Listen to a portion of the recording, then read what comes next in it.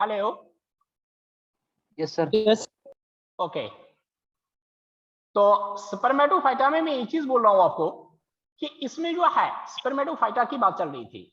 इसमें स्पर्मेटोफाइटा में 7 classes of gymnosperms हैं, यानी जिम्नोस्पर्म्स के यहाँ पे 7 क्लासेस बन जाएंगे।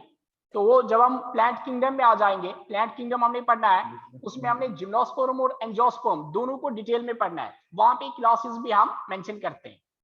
तो यहाँ पे आ गया this one 7 classes of gymnosperms plus जो है यहाँ पे दैट इज 2 क्लासेस, 2 क्लास यहाँ पे किस चीज के, 2 क्लास यहाँ पे आ जाएंगे एंजियोस्पर्म के। डाइकॉट, मोनोकॉट, आपने नाम सुना होगा डाइकॉट, मोनोकॉट वगैरह, ठीक है। तो हाँ सर। तरह से यहाँ पे हम ये चीज बात करते हैं कि ये जो स्पर्मेटोफाइटा है, स्पर्मेटोफाइटा में आपके 7 क्लासेस जिम्नोस्पर्म्स के, सपोज उसके में 2 क्लासेस एंजियोस्पर्म्स के, तो it is composed of what, it is composed of the classes, ये इन क्लासेस का बना है। सो ये क्या हो गया, ये आ गया डिवीजन, ये डिवीजन बन गया। It is composed of related classes, ये रिलेटेड क्लासेस का बना है, तो इस तरह से हम इसको डिवीजन कहते हैं। लास्ट रैंक जो इसकी है, फाइनल रैंक जो इसकी है दैट इज किंगडम, वो किंगडम है।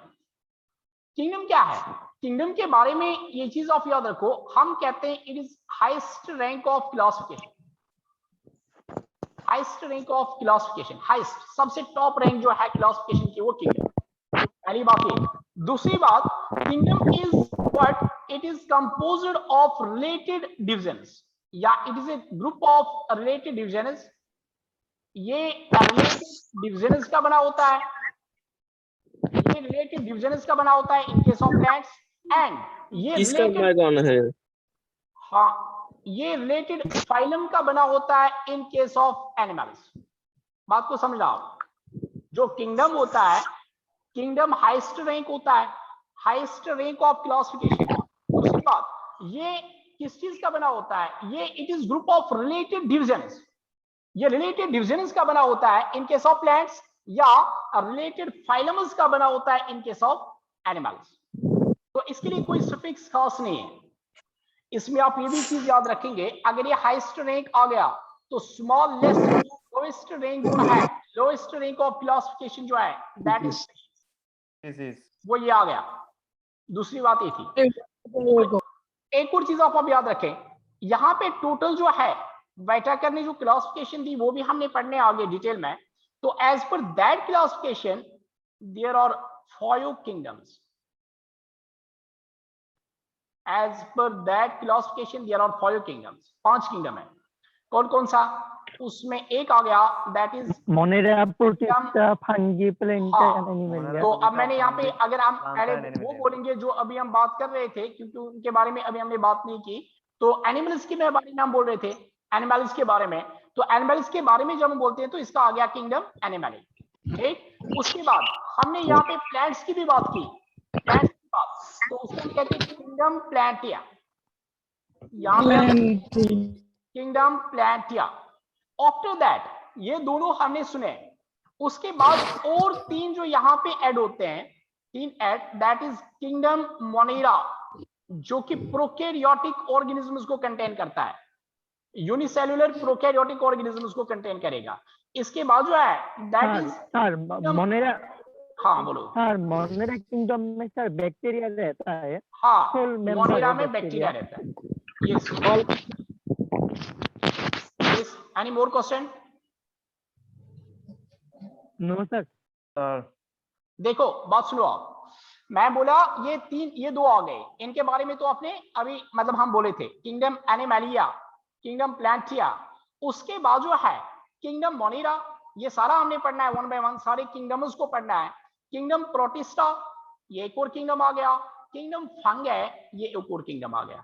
सो देयर आर 5 किंगडम्स। नाउ अगर आप इसकी सीक्वेंस सीरियल इसका दोगे, जो इसका मतलब एग्जैक्ट सीक्वेंस है, इसकी सीक्वेंस जो है वो इस तरह है, kingdom Monera first one, kingdom protista second one, kingdom fungi third one, kingdom Plantae and kingdom Animalia, kingdom Plantae and kingdom Animalia.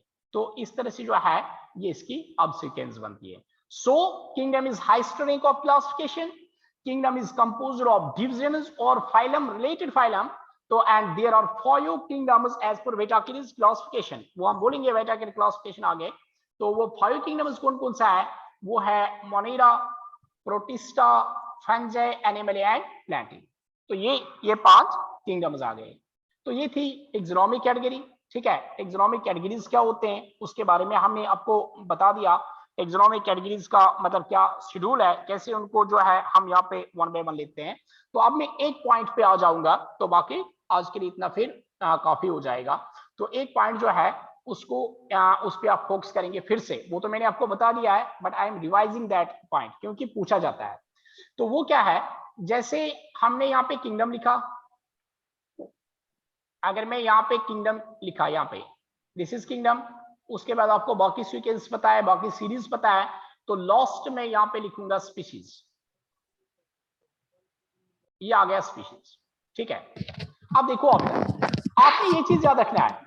अगर हम, फिर मैं बोल रहा हूं इसको, मैं इस पॉइंट को फिर से रिपीट कर रहा हूं, अगर हम असेंडिंग ऑर्डर में जाएंगे, असेंडिंग ऑर्डर में अगर मैं पहले उसके बाद आ गया जेन्स, ठीक है, उसके बाद जो है फैमिलीज एंड सो ऑन, अगर मैं असेंडिंग ऑर्डर में जाऊंगा, हम लोएस्ट टू हाईएस्ट, याद रखना आप, जो नंबर ऑफ सिमिलर कैरेक्टर्स होंगे, सिमिलरिटीज जो होंगे, सिमिलर कैरेक्टर्स जो यहाँ पे होंगे, नंबर ऑफ सिमिलर कैरेक्टर्स, वो यहाँ पे क्या हो जाएंगे, वो यहाँ पे नंबर ऑफ सिमिलर कैरेक्टर्स यहाँ पे डिक्रीज हो जाएंगे. ये पॉइंट पूछा जाता है एमसीक्यूज में. नीट पॉइंट ये वाला है एमसीक्यूज के लिए, आप इसको याद रखेंगे.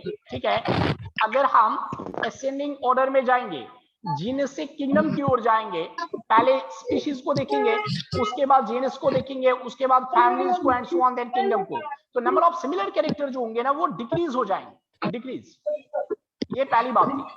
तो अगर हम यहाँ पे क्या करेंगे, अगर हम अब डिसेंडिंग ऑर्डर में चले जाएंगे, डिसिमिलर मतलब यहाँ पे descending order, that is arrow को मैं नीचे करूंगा.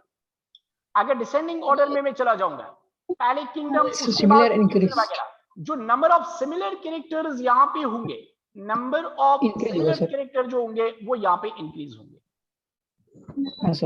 इस पॉइंट को आप अच्छे से याद रखेंगे सभी.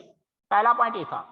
नाउ अगर मैं स्पीशीज से किंगडम में जाऊंगा, तो नंबर ऑफ जो डिसिमिलर कैरेक्टर्स होंगे, अगर उसके बारे में क्वेश्चन पूछा जाएगा, अब यहाँ पे सिमिलर नहीं, अब यहाँ पे डिसिमिलर होगा, तो वो इंक्रीज होगा. अब अगर मैं किंगडम के ओर से नीचे आ जाऊंगा डिसेंडिंग ऑर्डर में, तो जो नंबर ऑफ डिसिमिलर कैरेक्टर्स होंगे वो क्या हो जाएंगे, वो डिक्रीज हो जाएंगे, डिक्रीज. तो ये एक चीज इसमें आप अच्छे से याद रखेंगे. तो बाकी this was all about the taxonomic categories. तो नेक्स्ट लेक्चर जो होगा इंशाल्लाह वो होगा टेक्सोनोमिक एड्स. टेक्सोनोमिक एड्स के बारे में इससे पहले भी मैं आपको बता दिया था, जिसमें हमने herbarium, botanical garden, zoological park, museum वगैरह पढ़ना है. तो this is all for today. Is it okay? Thank you, sir. Welcome, all of you. Thank you, sir.